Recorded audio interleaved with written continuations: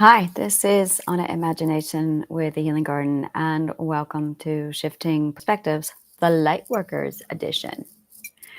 I had a massive shift yesterday, and it was a lot. It was wonderful, and it was a lot. I love Mercury retrograde. I really do. It's like woohoo, candy. And I'll be diving into this, but there's like so many pieces that just kind of click, click, click, click, click right into place in the last 12 hours for me. And now I'm calm this morning. And I'm just like, I'm zen. That's it. I'm zen.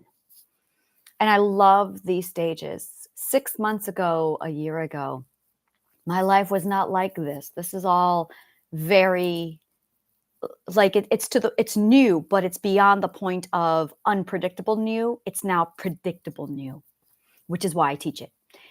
And it's extraordinary because it never ceases to amaze me. The difference between it is night and day. My biggest problem, all of our huge problems, is the concept that people aren't safe. And that's it. That's really it. There's a lot of primal fears that are not addressed in traditional therapy that I just love locating and digging out. So you have it's not safe to talk, it's not safe to grow, it's not safe to be yourself. And another one of these is it's not safe to have people. It's not, people just aren't safe. Now, this one is kind of known among any trauma survivor. Anyone who's experienced abuse knows this one. This is something they can articulate because we say it every time because we're lonely. We have that draw. And at the same time, we have this belief people aren't safe. Now, I will be the first to tell you, getting over my fear of myself, literally fear of the self. Fear of the self. I mean, say it. Holy shit. Getting over your fear of the self is one thing. That's healing. And then there's getting over your fear of growth. That's another thing. And then there's getting over your fear of talking. But then the last one, really, the last one is getting over your fear of people. And that's really those are the 4 stages of growth. That's it. That is your 4 stages of healing. You first have to get over your fear of the self. And then you have to get over your fear of the growth. And then you have to, and I say get over. I hate those words. It's so 4th perspective. Let's try something different. You have to heal. Let's use the word heal. You have to heal your fear of the self. And then you have to heal your fear of growth, fear of talking, fear of being different. That's in there.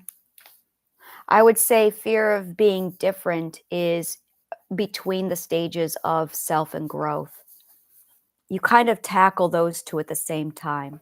It's like okay, I'm going to be myself a little bit. I'm going to do a level 2 self, a level 2 growth, a level 2 different. And then you're going to go, okay, now I'm going to try a level 4 self, level 4 growth, level 4 different. All right, now I'm going to add talking, level 2. And now I'm going to do fear of self 6, fear of growth 6, fear of different 6, and talking 4. And now I'm at a full, I have no fear of the self. I have no fear of growth. I have no fear of being different. I'm good. And once you get to that point, you're like, whoa, that's freedom. That's freedom. That's when you get freedom. And now I'm working on finishing off my fear of talking, which is really coming along fantastic. Thank you. And that's like a huge tip of the hat to YouTube. Thank you so much, YouTube. Because literally, this is like the most powerful tool is being able to, like, it's an assignment I want to give everyone. Start a YouTube channel. Talk. Just talk. Because you're talking to people and it's your relationship with the self. Do this. Like, this is going to be an assignment. Bum, bum, bum. We're all going to do this. It's going to be called the Healing Garden Project. literally, where you start a YouTube channel and you talk. And we're going to talk about comments that you're going to get. We're going to talk about all of those things, and I'm going to coach you through it. But it's going to be the Healing Garden Project. And that is your assignment. When you are ready to tackle your fear of talking, this is what you're going to be doing. There's going to be a massive boom of YouTube channels starting up, and that's okay. I will walk you through this. But you have to get over your fear of talking if you want freedom. And it's only then that you really, really realize your relationship with yourself is defined by your voice. And you don't have to publicize it. You don't have to post it publicly. You can put unlisted, you can put private. There's a lot of ways around it. So if you have stage fright, don't worry about it. You have stage fright because you're afraid of visibility. That's another thing I'm going to put down, visibility, fear of being seen. We are afraid of the things that we are starved for the most. But the fear of people is the last. It is the last. Because you can build this whole empire with yourself. And you can then live quite comfortably with just yourself. But that's not good enough for me. No, that's not good enough for me at all. I was invited to a friend's house yesterday. Now, when I am invited to people's houses, when I am invited to people, and it's a man or a male dude, there is a whole lot of bullshit that comes with it. I'm guarded. I'm alert. Because I'm walking into a lion's den. And every fucking time I do walk into a lion's den, the concept of friend has been used as a manipulative tool to lure women into situations that they normally would not put themselves under the guise of friend. So you walk in trusting the asshole with your guard down, thinking it's platonic and everything's chill. And then you get there and you find out it's not. I do a whole thing on predator dating called the bait and switch. And this is it. So I get a random text from one of my friends. At the time, I had no idea. I would call this person a friend. I had no idea. And I had made an apple pie for him and I left it at his place for, basically I brought him a pie for his birthday when he threw a huge birthday party back in December. And he still had my plate. And he messaged me and said, "Hey, your plate's still here. You want to come get it?" My radar went nuts. I went, "Yeah, sure. I'll get my plate." And I'm thinking it's going to be a walk in, grab the plate, go. Or it's going to be a walk in, he invites me to drink so he can make a move on me. Those are the two options. Those are two options. Black and white, isn't it? And I noticed it was black and white. And I texted my partner and I said to him all of this. I'm like, yeah, my anxiety is high. And I can't tell if this is an ulterior motive to lure me there under the guise of friendship. I don't know. Now, this is a friend who has been a friend of my partner's for about a few years now. They're acquaintanceships more than friendships. And he's like, I think it's going to be fine, but I'm no expert. Try, just keep your guard up. And I'm like, all right, no, not a problem. Definitely keeping my guard up. And I felt all the emotions swarm in, the anxiety, the guard up. Is this going to be a bait and switch? What is this? And I was really pleasantly surprised to learn that it was a genuine hand of friendship extended to me. And I was there for 4 hours. 4 hours. I helped him move. We did gardening together. We drank. And it was chill. He asked me genuine fucking questions about me. That was new. All of the others, when they ask you questions, it's to dig for ammunition. And I can feel that, but not yesterday. Yesterday, he asked me questions about me to genuinely get to know me. It was a type of friendship I have never in my fucking life seen before. And this man has literally over 500 to 1,000 people in his contacts, at least. When he says, I'm having a party, you can guarantee there's going to be 200 people at his place. And part of me idolizes him for this skill. I'm like, oh my God. And so I asked him about it. I'm like, how do you do it? How do you get friends like this? And he literally took the time. We spent an hour doing nothing but this, showing me, teaching me friendships. It's networking. Spoiler alert, it's just networking. Now, I do this with business. This is my comfort zone. Business is my safe place because I can put on the business hat. I can engage with people, and I have the excuse and the wall and the barrier. This is business. Don't you dare put pleasure in my business. Business is my pleasure. Like, this is my safe space. So I can do this with people night and day. I can network like crazy. I love collecting people going, you know who you should meet? Oh, that is totally my jam. And I'm sitting here with him talking, and he's telling me all the different little things. Start here and then go here. And he gave me step by step how to cultivate a friendship in 5 easy steps. Literally, he gave me this information. And I went, oh, this is fucking gold. Now, my psych brain just went nuts over what he was showing me. And that is when, psych brain, I got to see just how fucking messed up I am when it comes to friendships. Wow. Everything was black and white prior to this visit. It was either, okay, they're either sexual relations or they don't exist. So I just went with don't exist. No, he opened up a world to me and showed me this massive gray spectrum. That spectrum again. And I went, son of a bitch, I was looking at black and white with friendships the whole time. And he showed me all the different stages and all the different everything. And I had one friend for 17 years. One. And when we first met, I remember it was hilarious. And I remember her inviting me. And then it was very soon after that that all the favors started up. Can you do me a favor? Can you do me a favor? She had topics that she liked to talk about. So she made sure she had friends available so she could talk about and focus on what she wanted to talk about. I was the movie friend and the deep intellectual friend and the that's it. That was it.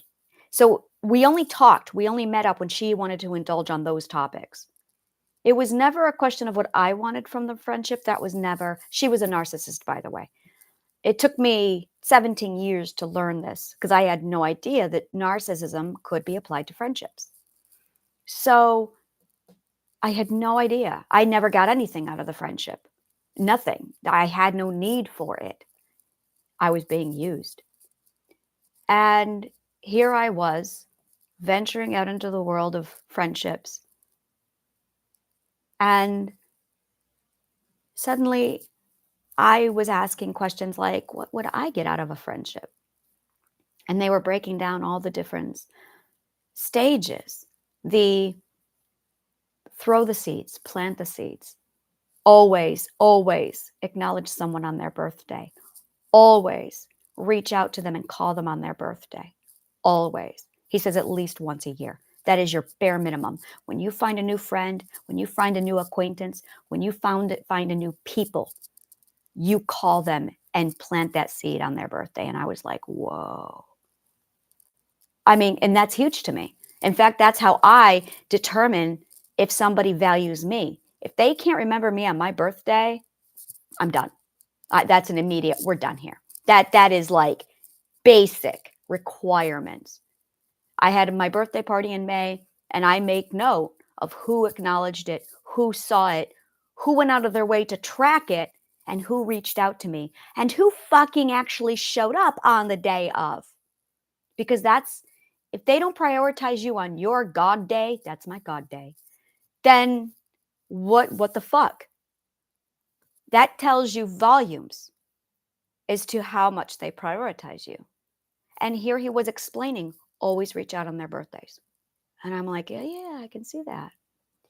And then connect people. He said this is the other thing he did, and he's done it with me.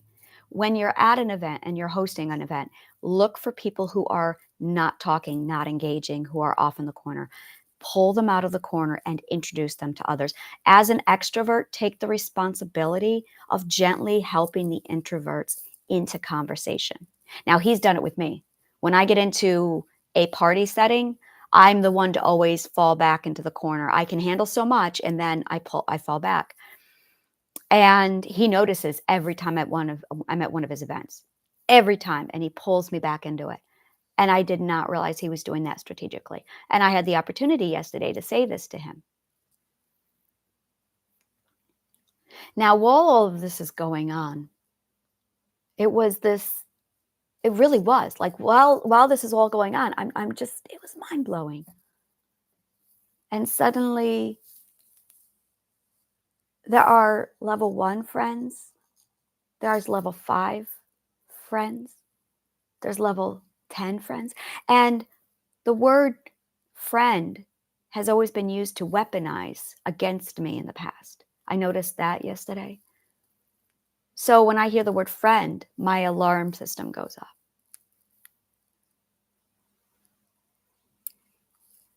And it's difficult. It's still very difficult. This is all new. Like, this is the last stage of growth. This is okay. Now that I've got my whole system, and this is really, really important. I want to go back to this for a minute. Your fear of self, your fear of growth, your fear of being different, and your fear of talking. If you try and cultivate a friendship or a relationship when you have a fear of self, growth, talking, and being different, what kind of a quality of a relationship do you think you're going to have? And that's it. If you are afraid to be yourself, if you are afraid to be different, what kind of a relationship do you think that's going to cultivate? If you're afraid of being visible, being vulnerable, how do you, and that's just it. We're lonely, so we seek out relationships. We're lonely, so we seek out people. But we haven't done the work. And this is why they say you have to love yourself before you can love other people. You don't have to love yourself. You just have to not be afraid of yourself. You don't even know who you are in most cases. So you're building a relationship, whether it's with friends or people or romance, those are an extension of you. The foundation is you, because everything in your life is built up on that foundation. The self is the foundation. And then the ethics is the next stage. And then built on ethics is the community, is your relationship to a supreme being or the energy pool, which is based off of how you define what's valuable and important. Now, boom, you can put a relationship on top of that. You can put people and friendships on top of that. But until you do all of that other garbage work, you're not going to have a solid, properly true defined definition of romance, sexual interests, or people, because your foundation is built on sand, if it's built at all. Suddenly you are using people as foundations. Now, that's toxic. And that's it. If you don't have a stable foundation built on the self as defined, then your love life, your friendships, your romances, your sexual partners become your foundation. What does that do to them? What kind of responsibility does that dump on them? I used to do it, and the people I love suffered greatly. Mothers do it to their children. Mothers without a defined sense of self use their children as foundations. That is where narcissism comes from, by the way. That is the cultivating formula that creates empaths and narcissism and codependency. We have our mothers to thank for this. Our mothers are conditioned to think like this because of our patriarchy society that says a woman is only defined by her children.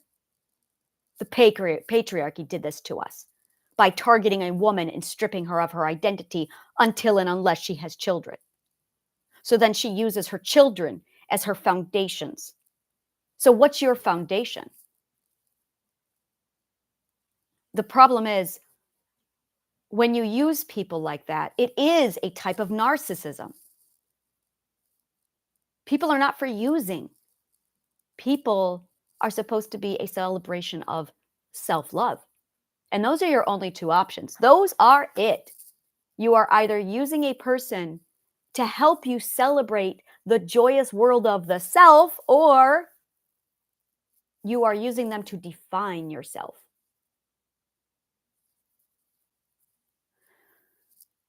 So yeah, get over your fear of the self. Get over, I hate that word. Heal from your fear of the self. Heal from your fear of being different, your fear of growth, your fear of talking, your fear of visibility. Then you'll be ready for people. And when you're ready for people, it really needs to start with friendships. My narcissistic system. Everybody has a narcissistic system. What's yours? Mine looked like this.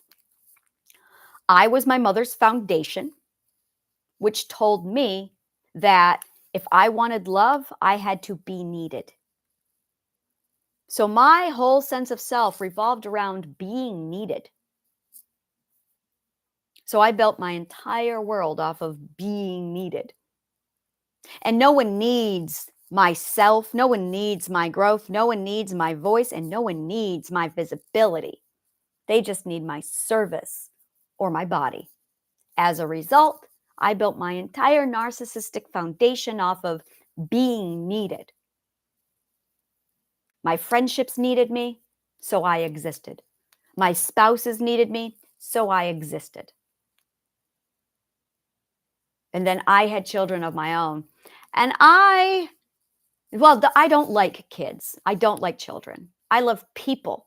I love identities. So when I had my children and my infants, I was like, oh my God, I wish they would grow up so I could communicate with this person. Oh, I loved it when they could start communicating. It was an annoyance to me when they were infants, because there was no individuality in that. I was not a caregiver, but I'm not a nurturer. I'm a protector. And then I defined the self. I went back and I healed from all of these stages.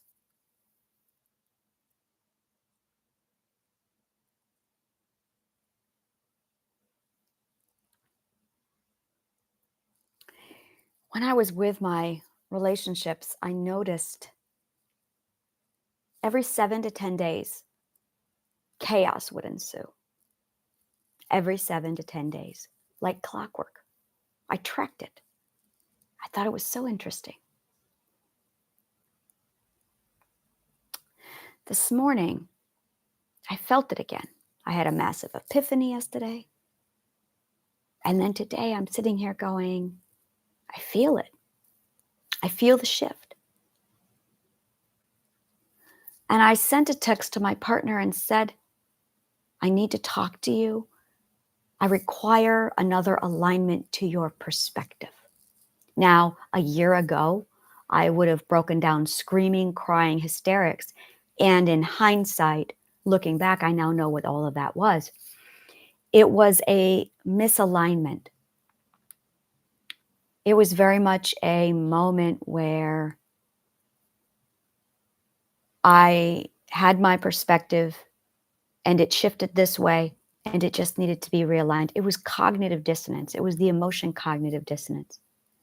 And every 7 to 10 days, basically you're here, and then as the days and the weeks pass, it shifts. So you have to keep realigning. It's small cognitive maintenance. I do this a lot when I do my master classes.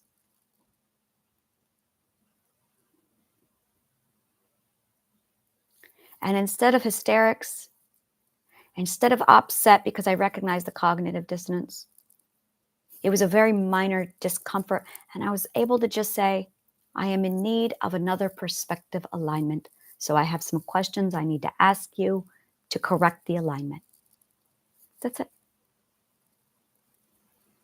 And I'm not jumping into the questions right away. I'm going to give it a day or two. But today I have that cognitive dissonance.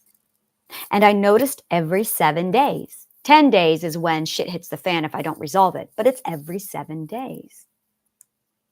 Now, what I would like to know, and I don't think it's just me, what I would like to know is if it's just me. And I don't think it is. I think that we require weekly conversations with our significant others, our children, our partners, to realign. I think this is the original requirement for the 7 days of rest because we require the alignment.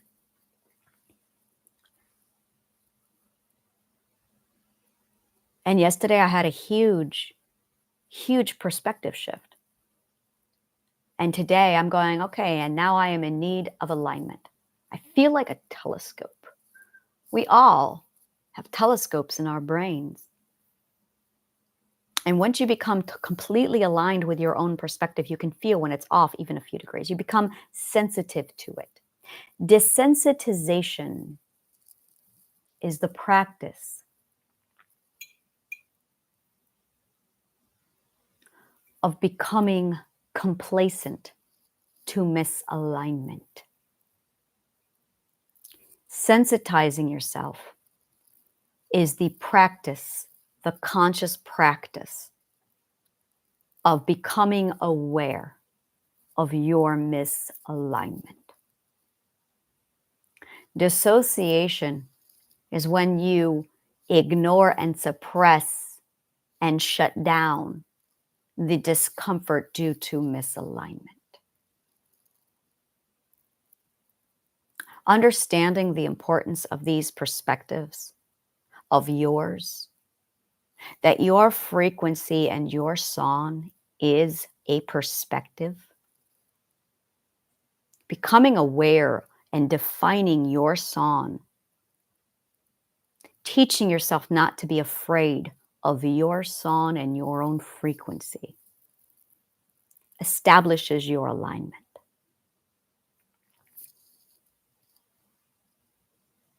I was talking to a last night and she said, I don't even know what to do. She was getting ready for a date. She goes, I don't even know what to do. I said, be yourself. She goes, I don't know who I am. And I said, you are who you love. I said, you are what you love. I said, everything you love is who you are. What do you love? What are your interests? What are your joys? What do you do? And she got real passionate and started telling me about this jewelry she makes, gorgeous jewelry. And then I helped her put it on. Great conversation starter. And I said to her, that is who you are. That is who you are. She comes from a culture that is very strict. And she was questioning the way she had her hair, questioning the way she was dressed, questioning everything. And don't self-doubt. This is all you. And that's what you're doing is you are celebrating you. You are showing up as you and you are displaying you. That's what you're doing when you date. I told her, I'm living vicariously through you. And she said, don't you ever date? And I said, oh no, I don't touch it. I won't date. I will probably never date again.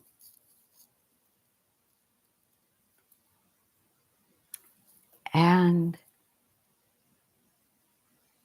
because, it was just amazing to watch it unfold through her point of view while I observed in the back and went, yep.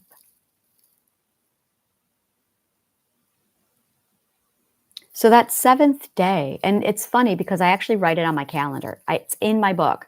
Realignment day. Today is realignment day. And I notice every 7 to 10 days, August 27th, the last time I required an alignment was 7 days ago, was the 20th of August. Actually, it was the 19th. And here I am needing another alignment, like clockwork. It's amazing. It's fucking amazing. Like clockwork, every 7 days, I require another conversation with my partner to sit down and go, "Okay, we need to talk about perspectives and get things aligned." And it's the alignment that just and that's what I do on Sundays. That's why I work so little is because I take this day to just stabilize and process and think, to remind myself what my heading is, what my direction is, where it is I want to go.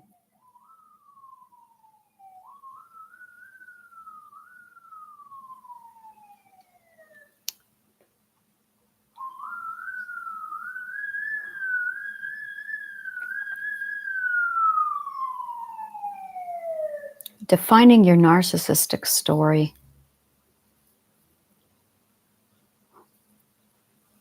Define everything. And to do that, you require communication.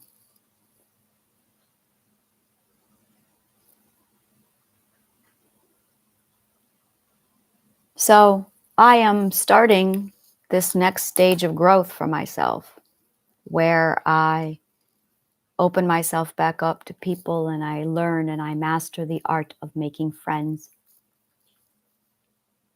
I walked away from the event last night, from the visit, mind blown.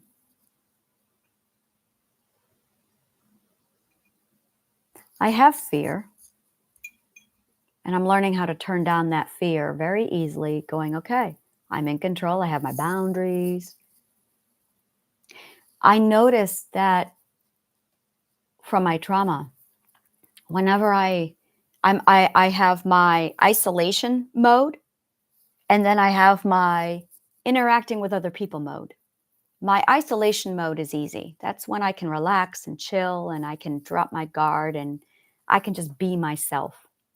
But whenever I'm around a person, male or female person, I have a strategy.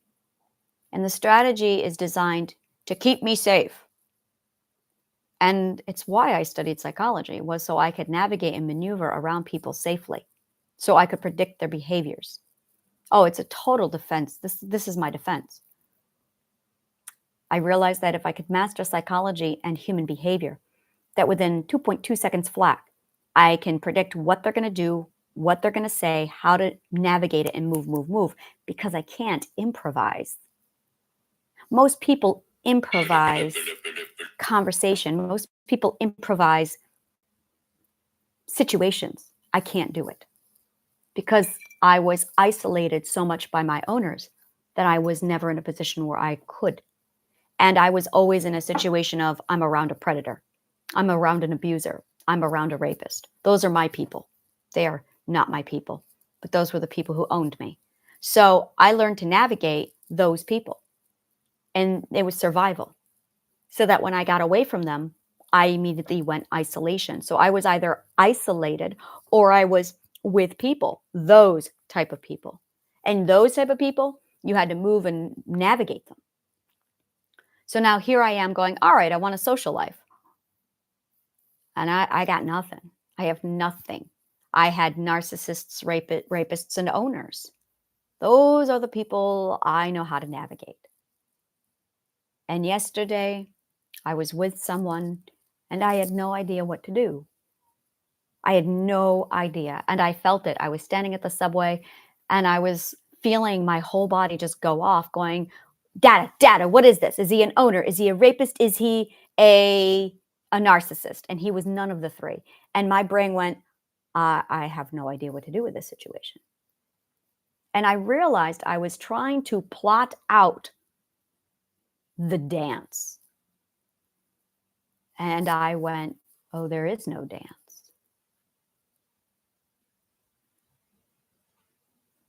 I have no idea what to do. Same thing with my partner. I had no idea what to do. I could plug in, okay, patriarchal, classic relationship, and plop that in, and there's the dance. But that's not his dance, and that certainly wasn't mine. That was just programming that allowed me to survive it. And then we would go to parties where there were 300 people, and I would have no data to navigate that. So I had a full system failure shutdown in most events. And I got to see all of that last night. I got to see it in action. I got to see, all right, you're going in. What's the plan? How are you going to survive this? Do you need to survive it? And then I realized you don't need to survive it anymore. And part of me wants to sit down and psychoanalyze the stages of early development friendships and figure all that out and choreograph it. And I'm going, if I choreograph it, is that a survival trauma response? Or can I just improv this? I want to build a flow chart. I really want to build a flow chart. Is this dangerous? Yes, got it. I know what to do. Is this not dangerous? No. Well, then what? And I kind of want to just leave it unplanned.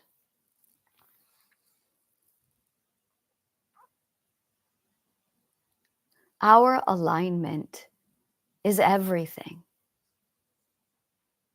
And that's really it. Our alignment is everything. This is such a huge part of the self.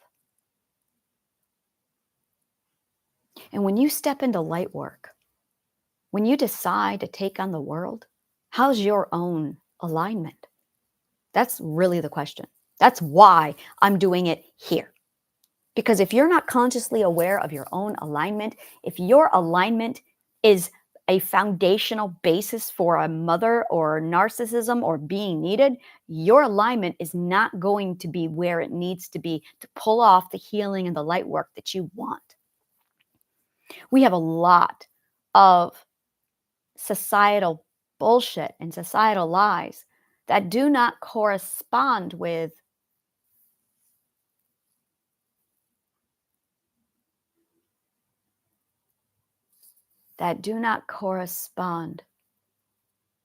who we are. They're lies. And I just located a limiting belief in my own head and I went, oh.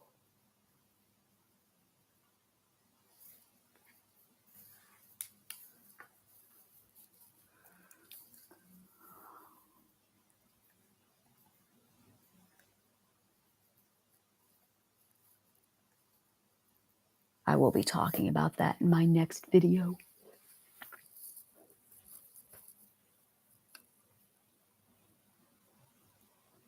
But that's it. So when you go through your stages of growth, your fear of the self, fear of being different, being visible, growing, fear of talking, fear of people, don't try and tackle your fear of people before you've done the rest of it. These are stages. The word stage means you don't get to go on to 5 until you've done 1, 2, 3, and 4. If you have not recovered from your fear of the self, that's where you need to start. If you have not recovered from your fear of growth or being different, you should not be trying to open your mouth and talk. You can start cultivating that, but don't push it.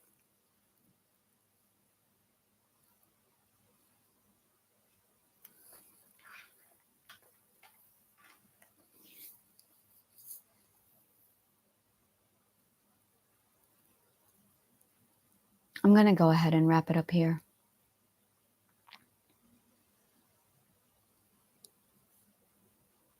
There's a lot. It's a lot to process. Thank you so much for joining me. If you like shit like this, subscribe to my YouTube channel. If you want more shit like this, subscribe to my amphitheater down below. And if you cannot get enough shit like this, become a member at the Healing Garden. The link is down below. And journey into the self. It's extraordinary. Thank you. And may the kindest of words always find you.